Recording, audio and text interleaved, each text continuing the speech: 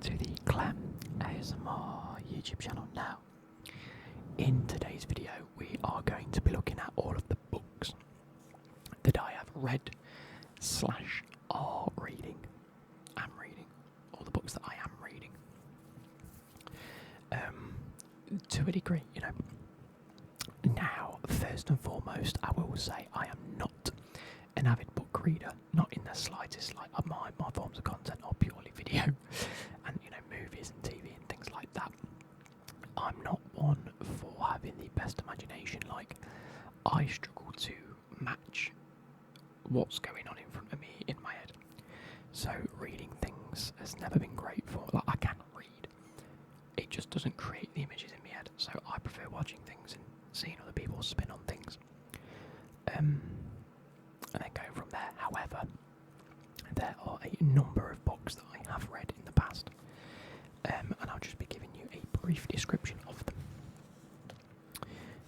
And then obviously some of them blatantly obvious, some of them not so obvious, but again, I'm going to be talking about all the ones that I've read and listened to pretty much, and there's not many, of course, because I just didn't read and I've never read, like I say. Anyway, this is sort of like a new sort of video for you guys. If you'd like to see sort of like what TV things I've been watching and then what movies I've watched recently as sort of like a follow-up to this video, please do let me know, please. Please do let me know. So the first that we are going to be talking about, which is glaringly obvious for those coming back to the channel, is the Harry Potter series. I have all of them. I have the initial box set of Harry Potter and the Philosopher's Stone. There we go, all the way through to the Goblet of Fire, so books 1 to 4, just there. And these themselves were purchased in I don't know, probably like 2004.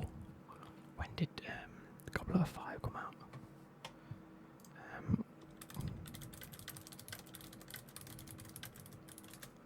It came out in the year 2000. Okay, Goblet of Fire came out in 2000. So I'd have got this literally around about then.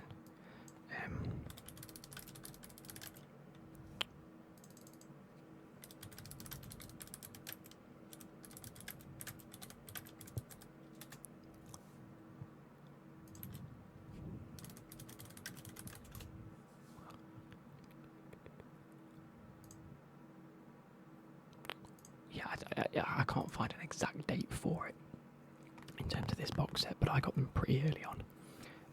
Obviously, my mum had read them and was in the process of reading them once she got the 4. Obviously, by that point, we'd heard a hell of a lot. My cousin, actually, who was, I want to say maybe 2 or 3 years older than me, she had read them. She was a big Harry Potter fan, and so she recommended that my mum go and get them, and my mum got them and read them. I think that's how it goes, and then I think my mum read the first one to us, and then from then on I read them. But I hadn't read them until maybe last year or the year before. Obviously, you can tell they have been read, a few little marks and scuffs and bumps, but these pages haven't been opened in a very long time. I'm trying to get Becky to read them at the minute. But yeah, so I read these. I mean, I don't really think Harry Potter needs much of an introduction. There's not really much to talk about per se because it's so well known and famous. If there are any people out there that don't know, it is about a young boy who is sent to live with muggles, i.e. non-magic folk, because his parents died. Now, on his 7th, 11th birthday, I don't know off the top of my head, he gets a letter telling him he is invited to attend Hogwarts, the School of Witchcraft and Wizardry. He then attends, finds out all these secrets about his past and his parents, things like that. And throughout the series has to face many, many adversaries, namely Voldemort, who is the antagonist in the story, and Harry being one of the protagonists, along with Ron and Hermione, the trio of them, and many others that you meet along the way. And then eventually defeated when they're first introduced to Harry Potter, but eventually finds his way back into the realm. Now this one has definitely been a bit more battered. I don't know if you can tell on the top there, it's just a bit faded and, it is what it is. But this is when the story gets interesting. I mean, look at the set of the books, and then look at the set of that. You've got 4 books there, and this is basically, the 5th is where it really does ramp up, even for me. I'm a big fan of the 5th. I think the 5th and 6th are my favourite films out of the lot of them. In terms of the books, the 4th, 5th and 6th, oh god, actually no, I tell a lie, Prisoner of Azkaban might be my favourite book, along with The Half-Blood Prince. I think it's fantastic, and then again the Deathly Hallows is also very, very good. Now, moving on to book 6, The Half-Blood Prince. I was a big fan of this. As you'd probably expect, a hell of a lot more detail in the books than in the films, and I'm very glad for that, because I think the further onto the series it goes in terms of the films, the more you start to lose track of why things have happened, what relates to what, and why they ended up. And I understand it from a film point of view. They had to streamline what actual storylines they wanted to go with, because there's a hell of a lot in the books in terms of lots of little bits of information and time spent with certain people and certain characters that you're introduced to and you spend a little bit of time with. But if you hadn't been introduced to them in the first 4 or 5 books, you'd never really know about them in the 5th, 6th and 7th. So from a film point of view, there's no real need. But it ends with this, and the Deathly Hallows. It's fantastic. Really, really fantastic. Again, if you haven't read the books, go on to Audible, get them streaming into your ears and go from there. The next that I want to introduce is obviously, again, the other well-known one from this list, The Hunger Games. If you haven't watched The Hunger Games, go and watch The Hunger Games. I actually read the books before the films came out.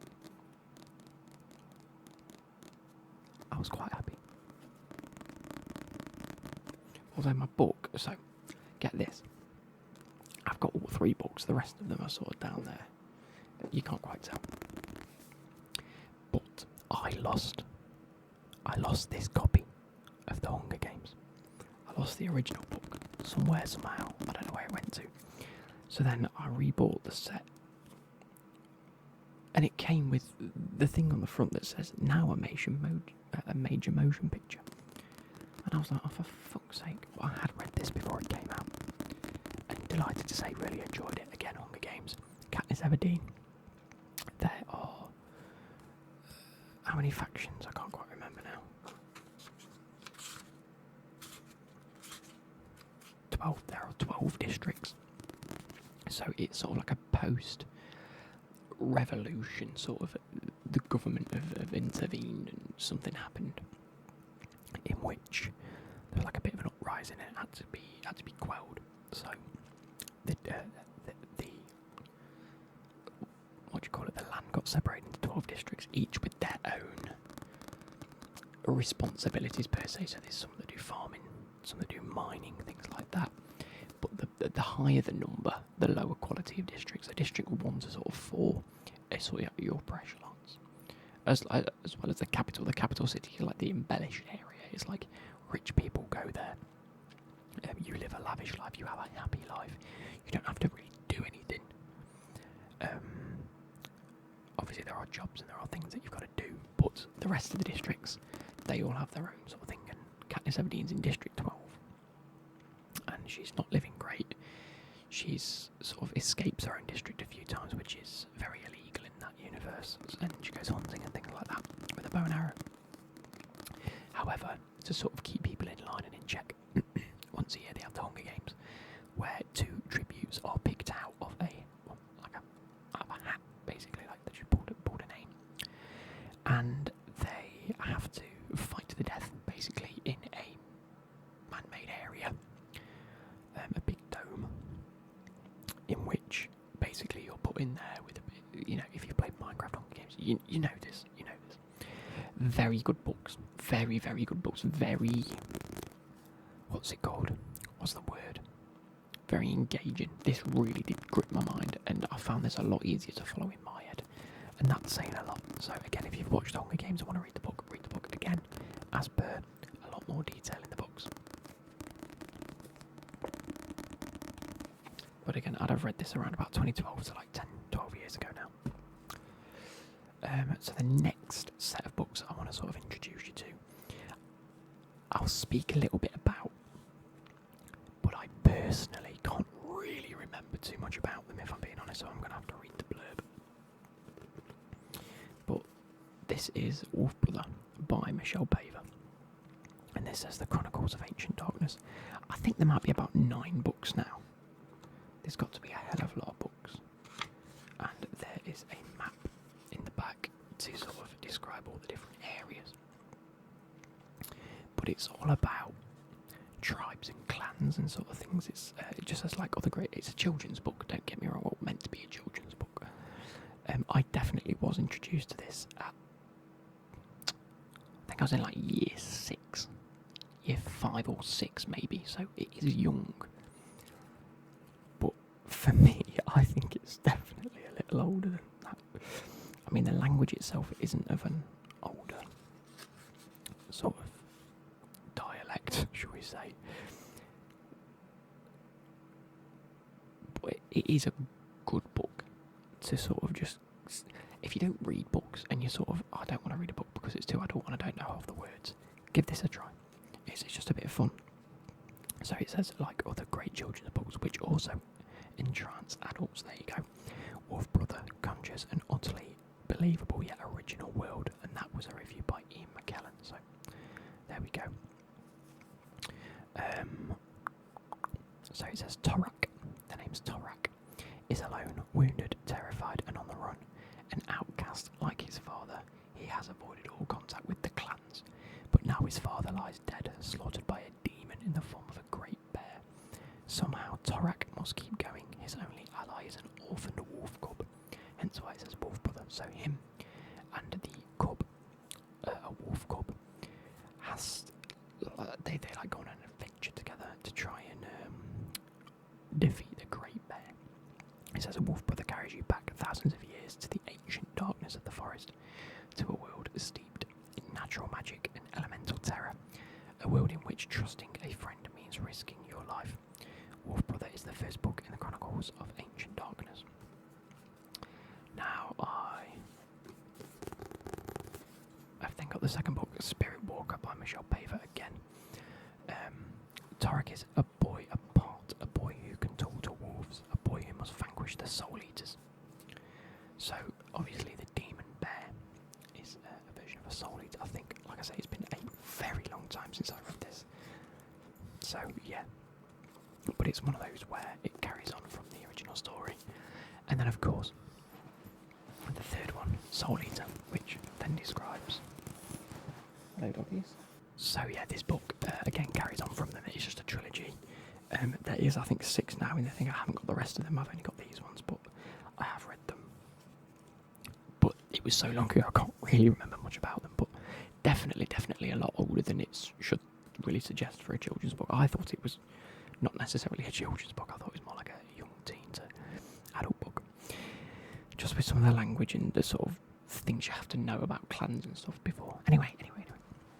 I am diverging. No, I'm digressing. There we go.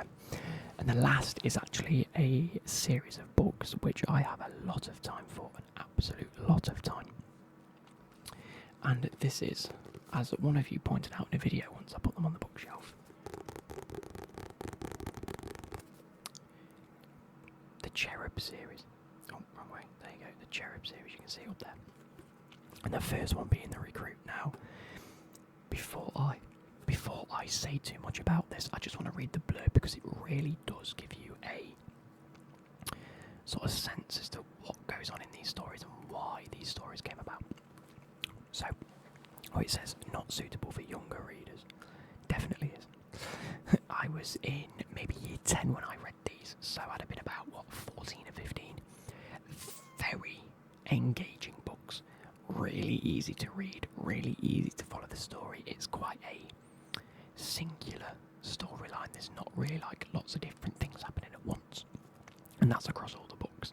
And I think that bodes really well for those of you that like maybe aren't straight into reading and just want to give it a go. You can pick up this whole sort of set. If you can see, I got the set down there. If I type in the Cherub book series, you can get 1 to 5. Sorry, you can get books 1 to 5 for £20. They actually came out in 2004. Wow, with more coming out. The most recent 2016. Wow. But yeah, if you can see, I've got loads down there. I'm actually going to grab a handful of them. They do sort of follow on a little bit, but only because of the characters that you meet along the way. So, the blurb. A terrorist doesn't let strangers into her flat because they might be undercover police or intelligence agents. But her children bring their mates home and they run all over the place. The terrorist doesn't know that one of these kids has booked every room in her house, made copies of all her computer files and stolen her address book. These kids work for Cherub. So, Cherub agents are aged between 10 and 17. They live in the real world, slipping under adult radar and getting information that sends criminals and terrorists to jail. For official purposes, these children do not exist. Now it follows a... Where is it? It gives... Yeah, so there's a brief... What is Cherub? Here we go, I'll give you a quick read. During World War II, French civilians set up a resistance movement to fight against the German forces occupying their country. Many of their most useful operatives were children or teenagers. Some worked as scouts and messengers, others befriended homesick German soldiers, gathering information that enables the resistance to sabotage German military operations. A British spy named Charles Henderson worked among these French children for nearly 3 years. After returning to Britain, he used what he'd learned in France to train 20 British boys for work under undercover operations. The code name for this unit, Cherub. Now there is also a book series called Henderson Boys, which is within the same vein and realm as there's just different stories and different crew. Henderson died in 1946, but the organisation he created has thrived. Cherub now has more than 250 agents, all aged 17 or under. Although there have been many technical advances in intelligence operations since Cherub was founded, the reason for its existence remains the same. Adults never suspect that children are spying on them. Fucking brilliant. Absolutely brilliant set of books, by the way. What's his name? James. So basically it follows a child called James who, unfortunately, it's within chapter 1, so it's not much of a spoiler, but his mum passes away and leaves him and his little sister orphaned, and he's not doing well at school anyway.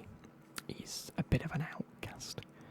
Not outcast, but he's just not getting school. He's very clever, he's very intelligent, definitely, but doesn't really do it. So on his way, he gets dropped off at, I think he gets dropped off somewhere. Like I say, it's been a while since I read these.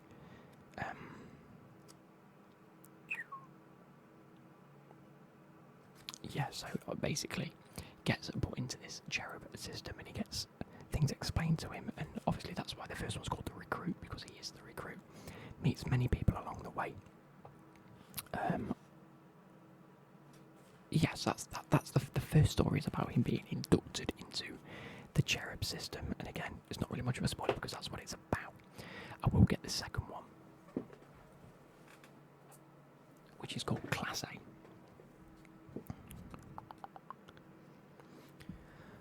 So it says, second one is, when Cherub kids go undercover, no one suspects that they are trained professionals working to infiltrate criminal organisations that have eluded MI5 and police for years. James Adams is on his biggest mission yet, so this is his, like, I don't know if it's his first mission, because I think the first one's in the end of the Recruit. It sort of like sets up and then they go on a mission. This could be a brilliant series, by the way. It says James Adams is on his biggest mission yet, working to nail Europe's most powerful cocaine dealer. He'll need all of his specialist training if he's going to bring down the man at the top. Again, really, really simple books, really easy to follow storylines, but absolutely enthralling. Absolutely enthralling. And now the last books that I want to tell you about is ones that I've been reading on Audible. If I can find Audible, there we go. And that is what are they actually called in terms of the saga library? Here we go. The Infinity Engine saga. Now, I saw this advertised on Facebook and Instagram quite a lot. I'd just finished listening to the Harry Potter series, and I kept getting these adverts for this. Well, have I got a book called Grog? I don't know. Anyway, so Anachronist, a time travel adventure. This is a book series, an Audible book series, that is based around changing points in time to affect future realities, i.e. the present. I can't remember what they call it now. It's been about a month or two since I finished reading one of them. I've read books 1, 2 and 3. I've got 4 and 5 to go. And then a 6th one on pre-order. How can I explain this? So again, quite a beat-up kid with a very terrible home life. His mother has, I want to say it's, what does his mum have? Like muscular dystrophy, maybe? No. Multiple sclerosis, she has MS, I think. And anyway, she's in hospital every so often. So when she is, he has to live on his own. He has friends that he's had since he was a kid that aren't necessarily the best friends, but they've helped each other out over the years. They all understand his situation, and just one of those, he's got in with a bit of a bad crowd, but he owes them quite a lot because of how they've treated him and how good they've been to him. Also bad, but you know what I mean. And he, again, I'm not really spoiling too much by saying this because it's not really, it's what sets up the plot of the stories, but for you to know, you need to know. He's sort of, is a bit of a drug dealer for one lad, and he needs the money to pay for the drugs because he's lost them or something, or he's got rid of them, ain't got enough money anyway. He goes and steals a sort of, it's actually a talisman. No, it's not a talisman at all, is it? It's like a big piece of jewellery pendant, like a big, I can't remember what the word for it is. And when he does that, he touches it, and he ends up in Germany, 1940, 1941, maybe 38. Either way, the height of the war. And he's in Nazi Germany, and he's in this bathroom, and he hears someone in the bathroom fiddling around with a bomb. And he's like, what the fuck? And the guy comes out all spooked. And then he comes back to the present day really quickly, and he's like, what the fuck's just happened? Anyway, he keeps this pendant thing. And everything's changed a little bit. Like, he goes back into school that day, and they ask him in history about Germany, and he says, yeah, well, the war ended in 1942. And they're like, no, it didn't. And he was like, yeah, the bomb went off. And they're like, what bomb? And he's like, shit. What do you mean? And then anyway, lo and behold, he meets a load of people along the way and finds out that there's this organisation called the Infinity Engines are the machines that help do this. But there are a lot of subdivisions and safe houses and things like that, like locked in time. And he meets a lot of people on the way. I don't want to give too much away, but it is fantastic. If you're into your sort of sci-fi fantasy-esque, sort of like time travel-y sort of shit, then it's bloody brilliant. And there's a lot of, how can I put it, like late teenage angst and romance and just typical teenage behaviour.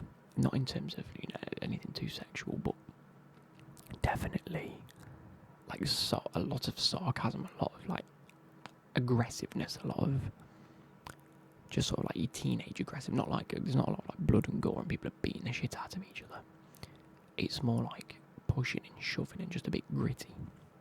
And it is really good, and there's a lot to get your head around, don't get me wrong. I've sort of got to the 3rd or 4th book now, and my head's like, I don't understand where we're at, so I've had to sort of start the 4th one again because I wasn't really paying too much attention, but there is that.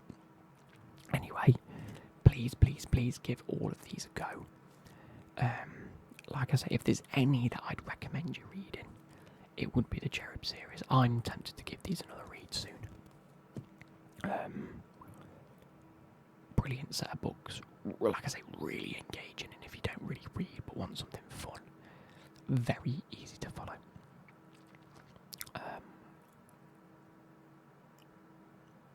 There you go. So obviously I'm still on the tab that's on about the Cherub series. It says Cherub is a series of teenage spy novels written by English author Robert Muchamore, focusing around a fictional division of the British Secret Service called Cherub, which employs children, predominantly orphans, 17 or younger, as intelligence agents.